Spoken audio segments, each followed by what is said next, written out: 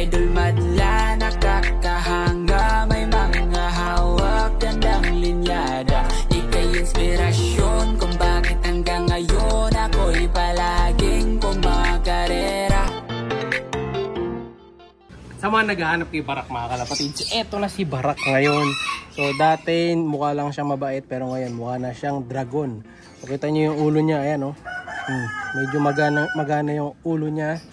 So, ayan oh. Magwis niya, kapal na rin. Medyo ano pa siya ngayon mga kalapatids, medyo lugon. So si Barak, ang tatay nga nito is yung kalawang natin doon sa kabila. No? So ito yung tatay niya, yan yung kalawang. Tapos yung nanay niya, sino ba nanay niya? White Johnson yung nanay. Ano ko daw nagkakamali mga kalapatids. Sino ba yung nanay nito? Nakalimutan ko na kung sino yung nanay kalapatids. No? Basta yun ang tatay niya. No? Tapos ayan nga yung ibon natin na yan. So kita si Barak. Maga-maga mukha. Di ko lang bakit ganito yung mukha niya. Siguro dahil lagi siya nakikipag-bugbugan. No? Ayan o. Sa kabila. Ganon din ba? Ganon din mga kalapatids sa kabila. Hindi na siya ganong katapang katulad dati. Kasi ngayon medyo ano na to eh, medyo nasasama na sa ibang mga kalapate. So tingnan natin kung ilang taon na tong ibon natin na si Barak. Check natin yung ring.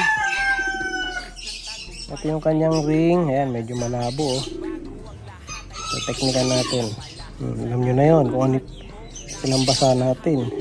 So si Barak ay 20, ang higpit eh.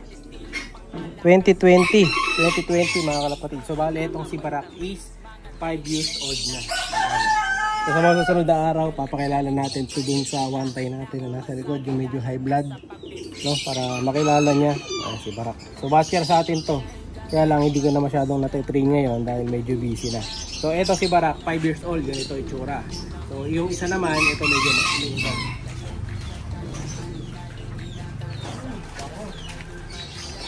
Ito. Oops. Ayan. Ito off color naman mga kalapatid. So tingnan natin. Pakita ko sa inyo itong sa off color naman na to. Ito, tatay naman ito ng Sorsogon lap winner to. Lap champion natin. Ang ring naman niya ay ito, 2016. Ayan. So 2016 naman to. Bali ito naman ay 9 years old na. Ayan. So ito 9 years old na pero hindi naman siya mukhang ganun katanda na. Ayan. Medyo ano pa siya, baby face. Maganda kulay nito mga kalapatids. Pencil siya na white flight. Speedbird to. Oh, ganda oh. White flight na speedbird Barako. Next naman, ito isa. Kunin ko yung medyo may edad pang konti dito. Hanapin natin. Uy, kuberan mo, baka tumakas ito. Blue bar.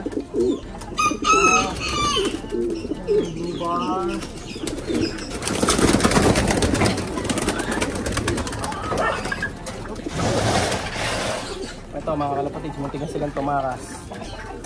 Ayan naman mga kalapatids, oh. Gili-gili na naman, no? Ito si Boy Paasa naman mga kalapatids. Wala na pala yung 2013 ko.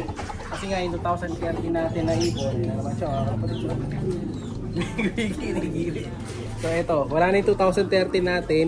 Kasi nga yung pala ay nakuha na sa ending bird natin. So kung napa-ending ko na pala yung 2013 natin, no? So sana mag-produce pa doon kay Idol. So ito yung si Boy Paasa naman. So ito yung itsura naman ng ilang taon na si Boy Paasa. Check natin. 2019 naman siya. Yeah, 6 years old. Pero ito hindi siya ganun kalaki ilong. Hindi siya baby face na baby face. Ayan o. Yung gitna ng ilong nila, ayan o. Kita nyo. Tingnan natin ano yung nasa gitna ng ilong nila. Ayan o. So madumi yung gitnang ilong. Pero solid na ibon pa rin to si Boy Paasa. Hindi siya kamukha ni Barak. Si Barak kasi yung kanina, medyo parang dragon na yung mukha. Ito hindi siya. So ito ay multiple polling winner din natin sa lap champion din mga kalapatid si Boy Paasa. No? Kaso nga lang ito, hindi na rin natin siya nabibreed kasi hindi na siya ganun kalakas magsimilya. Pa isa-isa na lang naging anak na ito kaya nakapahinga. Kaya lang siya mga kalapatid ko.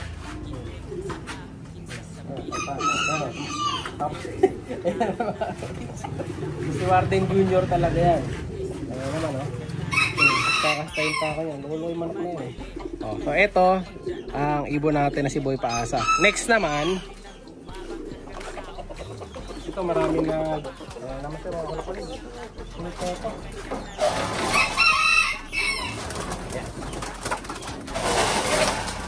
Ito, maraming nagtatanong sa atin kung kamusta na yung ibon na to. Ayan. So, kilala nyo ba to? Sinong kalapati to? Ayan. So, ito naman si Boy R2. Si R2, mga kalapatids. Ayan na siya. So, ito yung itsura ni R2 ngayon. No? So, dati, hindi ganito itsura na ito. Medyo nagbago na kulay niya. Dumami na yung itim-itim niya sa bagwisen. Yung siya ay tumanda na. Pero dati, ano lang to. Regular red bar lang. Ayan, sira pa yung bagwis niya. Ay, hila kaya natin to. Hindi pa. Buo pa. Ayan siya. Si R2 mga kalapatids. Isa mga unang mga pulling winner natin to. Ayan. Apparent finisher din. Pandulo din natin yan. Na may speed. Natandaan nila mga kalapatids. Ito naman. Anong year siya? Summer 2K 21950. Alam ko yung 21 na yan. Ibig sabihin 2021. So bata pa pala tong si R2. 4 years old pa lang siya mga kalapatids. Hindi pa ganun katanda. Pero tagal na natin yung kalapati din to. Hindi ko sure kung tama yun. Pero nakalagay lang kasi sa ring UFC 2K. Yan, hindi ko alam kung sarado na yung club na to eh. Or kung meron pa. So yan si R2. Ang kaedad naman nito, nasa sa pang pinakamatanda. Alam ko may matanda pa ako dito eh. Hindi ko lang mahanap ang pino. Para muna natin. Puro bata na yata ito. Yung ibang ibon mga kalapatid, yung iba napahiram ito. Ito dito, ang pinakamatanda naman natin ibon dito is yung nanay ni Arto naman. Tapos ito, isa ko. Gusto mo lumapit, pakita ko sa inyo yung nag-iisang giant natin. May naghahanap pa sa akin ng giant. Kaso hindi na natin pwedeng i-out to. Si Kiki na kasi to eh. Yung aking pre-flight birds. Ayan, giant to. Laki niya, no? Kanya yung bagwis niya mga kalapatids. Grabe bagwis niya, napakahaba ng bagwis. Ito nyo, sa kabila, haba ng bagwis niya, oh. Diba? Solid yung bagwis. So ganyan ang bagwis ng mga giant. Pero ito, hindi ko pamimigay ito, no? Dito na sa atin tatanda ibon na to kasi ano ko to, hand feed ko siya. So yung sinasabi ko sa inyo, isang matanda dito, ito, pinakamatanda dito sa section na to. Kukunin natin. Ayun, natututukan na yata ni Maglato eh. Ito. Yeah! Ito, yung nanay ni R2 mga kalapatids. Yung dating nilalaban ko sa ano to eh, sa 1-on-1 eh. Ayan. Mabilis din to. Kaso nga, wala siyang ring. Nasira na yung ring niya. Ano? Ito nyo yung ring niya. Medyo madumi. Tanda na rin to mga kalapatids. Nanay ni R2. Baka nanay nung mga clacker natin. Ayan, mga dati, mga oldies natin ibon. Ayan, kaya producer na rin itong ibon na to. So kita nyo yung kuko niya, oh. Ang haba ng mga kuko niya. Ayan, oh. Nagsanga-sanga na yung kuko niya. Nagka-curly na. Kasi nga sobrang tanda na. So yan ang mga matatanda natin mga kalapati dito sa loob mga kalapati. Comment kayo kung ilang taon yung mga kalapati nyo na hawak na pinakamatanda na mga kalapati. Para malaman ko kung at ilang mga taon pa yung pinakamatibay yung kalapati na nagsisilila. Kasi ako dito, yung 10 years old kaya pa. Pero ito, meron pa to mga kalapati. Pero yung kakamali, ang taon nito is 2016. 9 years old na to. Matanda na to, matagal na sa atin to mga kalapati. So, pero ito, nag-ano pa siya, naglalabas pa. So, comment kayo mga kalapati.